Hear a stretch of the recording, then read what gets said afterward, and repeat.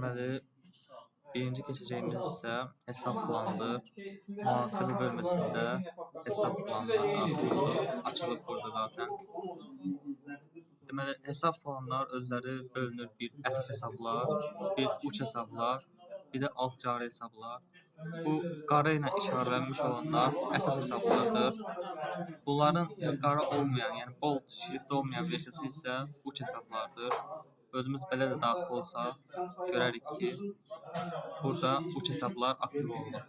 Amma əsas hesablarda, burada əsas hesab daxil olanda, burada uç hesab bölməsi aktiv olunmur. Bunu artıq biləcəyik ki, bu əsas hesabdır. Uç hesab əsas hesaba həmişə bağlı olur. Yəni onun rəqəmi bu əsas hesabdan eyni başlayır. Bu 201.001 isə bunun əsas hesabı 201'dir. Yəni bu 202 ola bilməz.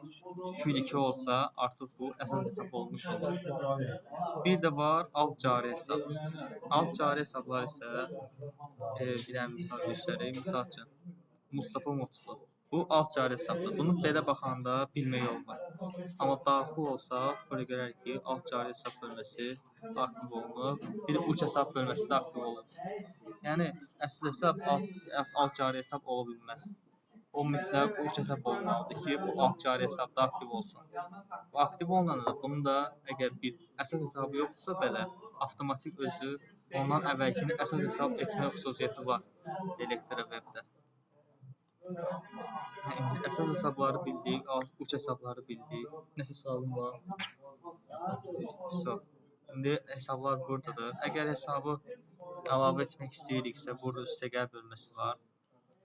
Buradan adını yazırıq, burada kodunu yaza bilərik.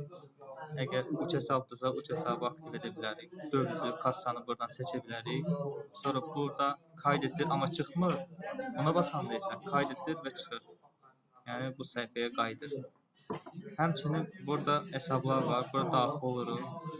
Bu hesabın bir tipi var. Burada tiplər bölməsində bu hesabın nə tipdə olduğunu burada göstərir. Misal üçün, bioloji aktivlər. Burada baxırıq ki, görək bu bizim hansı hesabımızdır. Baxırıq, digər, personal, demirbaş, alıcı, kassa, kredi kartı. Bunu elə digər bölməsində qalır, digər bölməsində gedir. Amma bu bir bank hesabı olsaydı, misal üçün, 223 nömrəli hesab olsaydı, bankalar. Burada tipi bölməsində banka aktiv olunur. Və yaxud bu kassa hesabıdırsa, kassa bölməsi aktiv olur. Satıcıdırsa, misal üçün 531'lərdirsə, artıq o satıcılar bölməsində qeyd olunur. 600'lərdirsə, misal 600-cü hesablara girək. Onlar bizim gəlir hesablarımızdır. Məsələn, bir dənə 6 yazaq. Bütün bu gəlir hesabımız gəldi. Adından da gördük kimi gəlir yazılıb. Daxil oluruq bura. Burada gəlir tipi qeyd olunur. Həmçinin bu tiplər burada göstərir ki, bunun tipi gəlir olaraq qeyd olunur. Burada amma bir dənə görürük ki, banket, alkoqollu, nədir bu?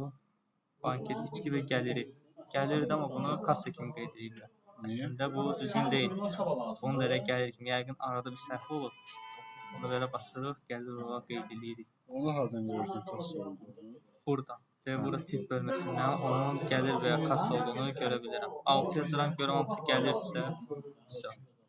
Bəzən elə olur ki, göstərir ki, kassa tipi tanımsız kodlar var. Onu da tezdən daxil olur, görür ki, buradası boş olub və yaxud heç nə yazılmayıb. Buradan seçirik, həmin o problemi də aradan qaldırmış oluruq. Əsas hesablar və alt cari hesablar bu qədərdir. Buradan Excel çıxdısı ala bilirik, Excel əlavə edə bilirik. Və yaxud hər hansı bir hesabın işləmlərinə baxa bilərik.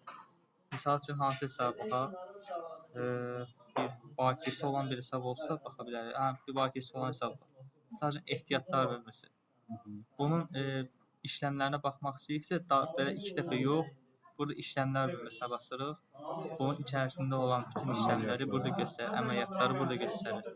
Fatura varsa fatura, digər, bu yenə də həmin o tiplər var ki, o tipləri qeyd edilmir. Faturası, digər bölməsi, hamısı gəlir burada çıxır. Fiş, mühasibə fişi, ödənişlər, icarə falan, hamısı gəlir burada çıxır. Yəni, o hesabla bağlı nə əməliyyat olubsa, hamısı onu göstərir. İçində başqa əməliyyat olsa belə. Qırmızı olub olmadığını göstərir. Qırmızı olub olmadığı burada fatura olduğunu göstərir və yaxud faturanın mahsubu olur. Mahsubu varsa, fişi varsa o qırmızı görsənir orada. Əgər o fiş silinərsə, fişsiz bir fatura olarsa, inteqrasiya olunmayan bir fatura olarsa, onda bu ağ düşəcək. İnteqrasiya olunursa Orada işlemle muhasebeleştirmeyle bağlı bir şey. Bəli, o ilə bağlı bir şeydir. Buradan tarixini seçə bilirik, vadisi, başlanğıcı, masraf mərkəzi, hər hansı bir faturanın burada masraf mərkəzi qeyd olunursa, düzdür, bunu inteqrə olunub, ona görə də göstərmir. Amma masraf mərkəzi qeyd olunursa, həmin o masraf mərkəzi ilə də biz bir növ axtara bilərik ki, bizim hansı faturanın istəyir. Misal üçün, mənim ancaq əməliyyatlarım əmək haqqı ilə ola bilər, mən istəyirəm ancaq əmək haqqı ilə çıxsın. Bunu belə də axtara bilərəm və yaxud hər hansı bir faturaya masraf mərkəzi əlavə edə bilərəm. Həmin o masraf mərkəzi ilə axtarış edə bilərəm. İndi bu dəyərini sadəcə üzdən olaraq göstərim ki, yəni buradan bu işləmləri edə bilirik. Başqa burada hızlı fiş bölməsi var. Bunu fişlər bölməsinə edə bilərik, buradan edə bilərik. Buna ehtiyac yoxdur. Eyləmlər var ki, burada video var, video baxa bilirik, başqa da heç bir şey. Əsas odur ki, bu hissələrə başa düşdük. Buradan çap edə bilirik, redaktor əlavə etmək. Hesabat planı bu qədər.